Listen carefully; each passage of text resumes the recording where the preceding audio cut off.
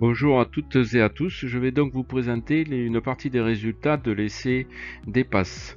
Alors ce projet avait pour but de vérifier l'intérêt des animaux en berger. Ce projet a été piloté par Bio de Provence avec comme partenaires l'INRAE, IDAVI, le domaine du Merle, le CERPAM et le parc régional des Alpilles. Alors, nous allons parler uniquement du cas des poules et du carpocaps. D'autres travaux ont été faits sur la mouche de l'olive, ainsi qu'un verger de pommier avec les moutons.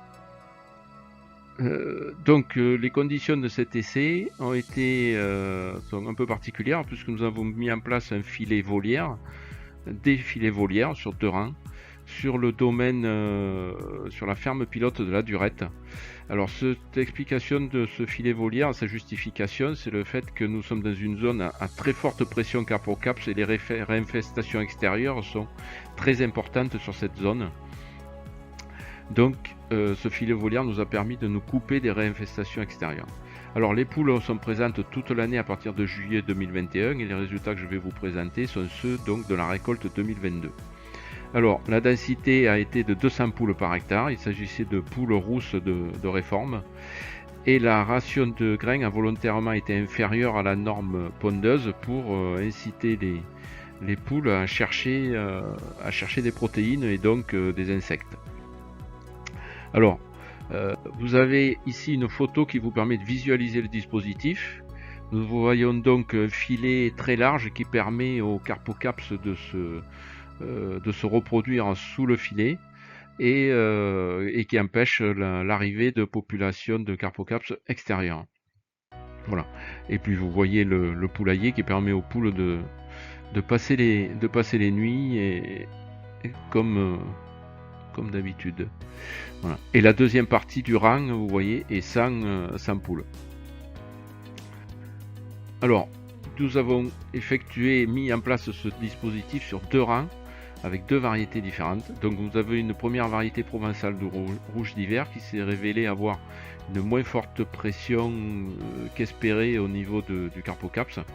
Nous sommes quand même arrivés jusqu'à 36% de dégâts à la récolte sur les arbres qui étaient hors filet, qui étaient hors dispositif enfilé, afin de visualiser la pression locale sur la parcelle. Ça vous permet d'avoir une idée des réinfestations extérieures qui peuvent impacter cette zone d'expérimentation. Par contre, nous n'avons pas pu avoir de différence significative avec ou sans poule lorsque nous coupions des réinfestations extérieures. Heureusement, sur une deuxième variété, nous avons eu là des dégâts beaucoup plus importants, puisque vous voyez que dans la partie à la récolte, sur la partie qui était non protégée par le filet, nous avons eu jusqu'à 100% de dégâts et 70% de dégâts déjà en fin de première génération. Et cette parcelle nous a permis de bien différencier avec ou sans poule, puisque nous avons eu une augmentation de dégâts entre la G1 et la récolte qui a été de 40% dans la partie sans poule et qui n'a été entre guillemets que de 15% dans la partie avec poule. Donc cela nous a permis de valider l'effet des poules sur le carpocaps. Autre résultat, autre renseignement que nous avons pu tirer de l'ensemble des observations qui ont été faites sur les poules en berger, c'est que la gestion de la prédation est un défi en soi, avec la prédation par le renard qui peut être relativement facilement résolue avec une bonne clôture électrique. Par contre, pour les rapaces, notre dispositif sur la ferme de la Durette nous a mis à l'abri des prédations aériennes. Par contre, dans d'autres dispositifs, ce n'est pas forcément le cas. Nous avons pu souligner sur notre parcelle le rôle du coq, qui a un rôle d'avertissement très important vis-à-vis du groupe de poules, et qui va parfois même un rôle de protection si son gabarit est suffisamment imposant. alors ce problème de la prédation aérienne nous met en avant le fait que la cohabitation ou la synergie peut être importante entre un dispositif, entre la présence de poules et une parcelle couverte, un filet carpo monoparcelle.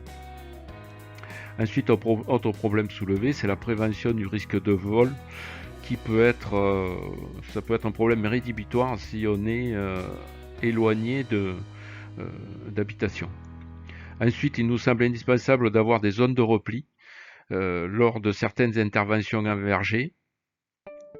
Ensuite, l'effet campagnol a été observé et il est strictement lié à la densité, c'est-à-dire que si pour que les poules aient un effet sur le campagnol, il faut pratiquement que l'herbe disparaisse tout au moins à certaines périodes dans l'année liées à une sorte de surpâturage.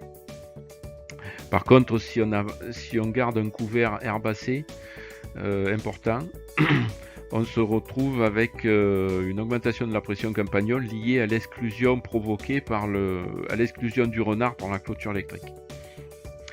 Et ensuite, une autre piste d'exploration et d'avancement qui pourrait être la sélection de races ou d'individus qui sont plus performants dans la recherche du carpocapse, notamment sur la recherche des stades hivernants du carpocapse. Par ailleurs, je pense qu'il ne faut pas oublier que la présence d'un certain nombre de poules sur une exploitation rend obligatoire la gestion de certaines obligations légales vis-à-vis de l'élevage de volailles. Voilà. Je vous remercie pour votre attention.